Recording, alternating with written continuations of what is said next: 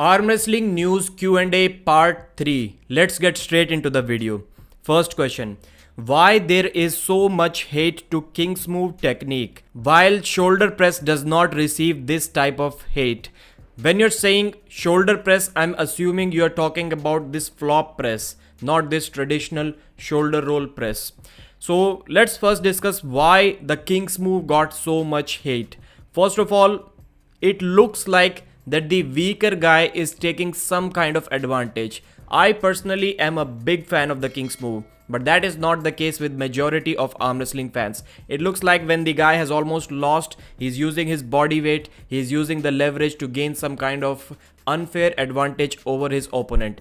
And that's not even the main reason. It wasn't that big of a deal prior to 2018 WL.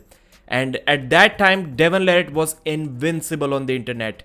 If you beat Devon, or if you say anything against Devon, or if you disagree with him, your life is going to be hell. At that time, Devon was really untouchable on social media. And Michael beat Devon with one of the most ugliest Kings moves ever. Almost as ugly as Devon versus Dave Chaffee. And that is when the majority of the arm wrestling fans started this hate against the Kings move. Now the rules have changed, and most probably WL will also come back with changed pads. I hope they do. So that's when the hate started. And the thing that I mentioned about Devon, when Dennis beat Devon, Dennis beat him as fair as you can beat anyone. Still, he got a ton of hate. Ask the arm wrestling fans who were around in 2018 and ask them how much hate Dennis got just for beating Devon. So that's why I think this hate towards the Kings move started. Shoulder press, this flop press, it looks like when the athlete is almost losing and he kind of is in a bad position. I know it is still similar to the Kings move in that aspect, but it looks like a willingness not to die. It is also kind of desperation, but it looks like everything has been taken away from you. Still, you are not willing to give up. I know it sounds almost similar to the Kings move, but maybe I don't know. Maybe I don't know. It is a difficult question. In the Kings move, it looks like your opponent is the one who is struggling to do something, struggling to find some way out of this horrible position and trying to win despite having some advantages in the beginning, which are most likely taken away towards the end. But in the flop press, it looks like you are the one who is struggling and trying to do something, and your opponent is in a comfortable top roll position where he has taken everything. Maybe that's one of the reasons. So let's talk about the next question. How many pull-ups you can do? Full range of motion, no kipping. So pull-ups used to be the only exercise at which I was good at, and now I'm not even good at pull-ups. So in the next video, I will show how many pull-ups I can do.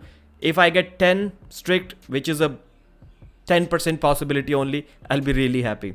So next question, why doesn't any of you YouTubers do commentary videos or match analysis videos of Arm Wars matches? Seems a bit weird that you all cover East versus West and King of the Table, but no one does Arm Wars. So the first thing about these live commentaries are, people will be doing live commentaries only about the matches that are worth doing live commentaries for. So only the popular matches, King of the Table for example, and East versus West, and maybe some other big promotions. Arm Wars athletes are not usually known that much, so it wouldn't attract that much audience. And I think a video analysis, yeah, I can do that. I'll purchase the Arm Wars pay-per-view now, and tomorrow I will upload the video analysis or my review, not necessarily video analysis because I won't be using any video. All right. Are you going to start selling merchandise one of these days when you hit 50k? I'll start before that. Actually, I'm already in talks with Soul Arun, and there are some t-shirt designs that suit my name, that suit my profile, my channel. So I'm going to give the names. Nobody can steal these ideas because only I can pull them off. First one is Burning Bridges, a bridge that is burning and it is on fire. Maybe you guys can help me out with that. Armchair arm wrestler, armchair expert. And the fourth one is going to be Practice Pulls Matter. So these are the full 4 things that I think I can personally pull that off, and these are kind of my ideas. Nobody can steal that from me. So what do you think about tag team arm wrestling that everyone is talking about? First of all, who is talking about that? I have not heard anyone. Personally, I have thought about this concept for a very long time now, almost 3-4 years. Like Tekken, when we used to play Tekken 3, and then Tekken Tag was was announced. This sounds a good concept, like what Jerry suggested. Jerry and Hermes versus, no, Jerry and Gennady versus Hermes and Devon Larratt. That could be interesting. So you can tag your partner in between all the rounds. So first round, let's say Devon beats Jerry. Jerry tags in Gennady the next round, or maybe even between fouls.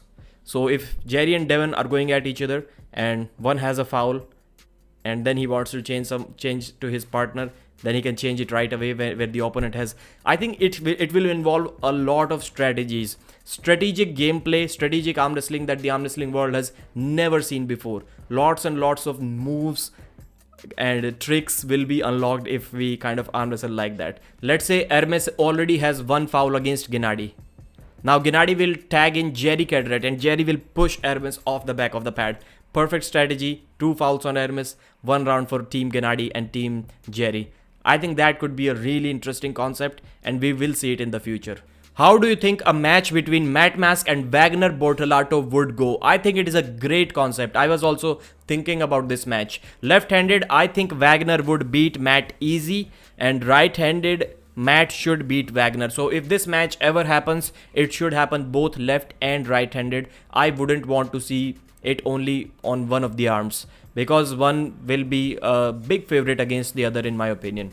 So with that being said, Jagged Jesus has to increase his cardio to pull 2 matches off back to back. Otherwise, there is a good possibility that he may pass out on the stage.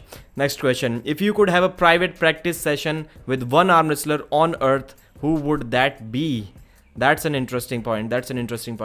Private pulling session. So that question may be contrary to what most people would be thinking.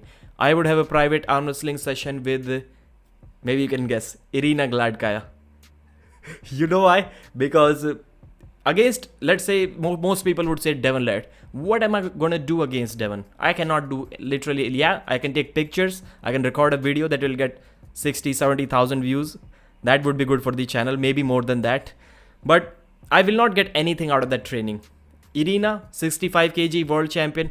I would love to see if I can do anything against her. So that would be one of my ideal training partners. That's what I would like to see. Against girls like Sarah, I literally couldn't do anything. Not at least until I train about at least 5-6 years.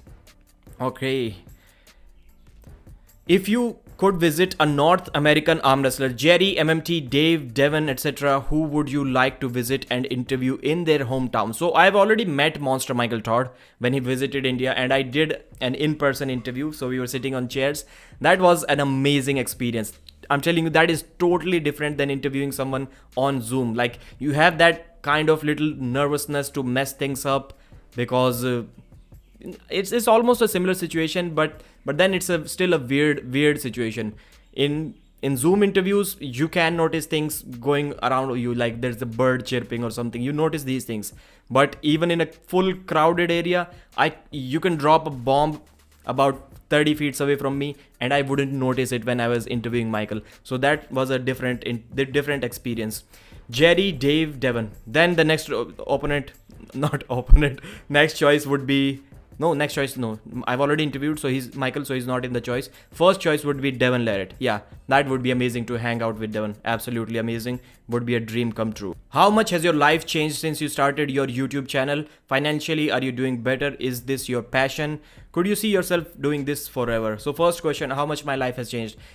It hasn't changed so much as in like where I'm living, the things I'm buying, like expenditure financially. Although I'm earning a lot more, but nothing has changed that much. Like my expenditures maybe went from $200 a month to maybe $300 a month. So that would be my fair assumption. But life as in terms of confidence has changed a lot. This YouTube thing has made me a lot more confident, even during my day-to-day regular activities, interaction with friends and everything. Financially, yes, I'm doing a lot better. This is my passion. It clearly, I think you can guess it is my passion, because I'm not doing anything else other than that. Could you see yourself doing this forever? Forever seems to be a difficult question. Yeah, people say that I would like to arm wrestle till the day I die, but is it really possible? I hope so. And talking about financial things once again. I used to be someone, when I was not doing anything, earning $400 a month, I said to my family that I don't believe I'm made for these $400 a month. I think I deserve $4,000 a month. And I've already, I think, more than quadrupled that income. So I'm at almost $2,000 per month, or a little bit more than that. So yeah, I think it's going well. What does your family think about this arm wrestling thing, and did they ever imagine you would get successful? So my brother is also fully involved in arm wrestling now. He's editing my videos. Even this video is edited by him. And yeah, family started to know about arm wrestling. They also got interested in arm wrestling just because of me.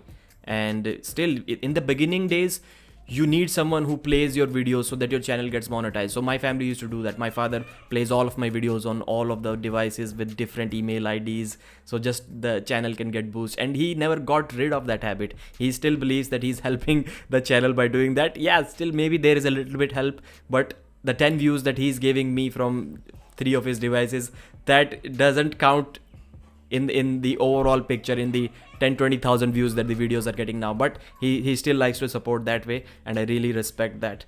So yeah, family absolutely loves the YouTube channel. Everybody talks about it. The level of respect when I meet my relatives, it is unimaginable. You guys may be thinking, well, you have 25,000 subscribers, you're not a million subscribers YouTuber or something, you act like that. But yeah, I'm being treated in my family like I have a million or something subscribers. Do you plan to go to events like King of the Table and East vs West in the future? If so, then would it be for commentating or just a fan viewer? Commentating. For fans, yeah, it seems difficult for now. I've been getting invitations by Young Interzy for all of the East vs West events, and there is someone who is willing to pay for my trip to Dubai as well. So I don't think I would ever need to spend money to travel in the future. But as a fan viewer, no. If somebody is paying for me, I would like to work. I would like to work for that person. Although I've gotten invitations for free as well, just to attend, just to meet with people. But I would not like it to be that way. So I think that's it for this Q&A session. If you like the answers, if you want to know something more, I'll upload another community post. And please check out the membership page by clicking on the join button, like the video and subscribe, and I'll see you again.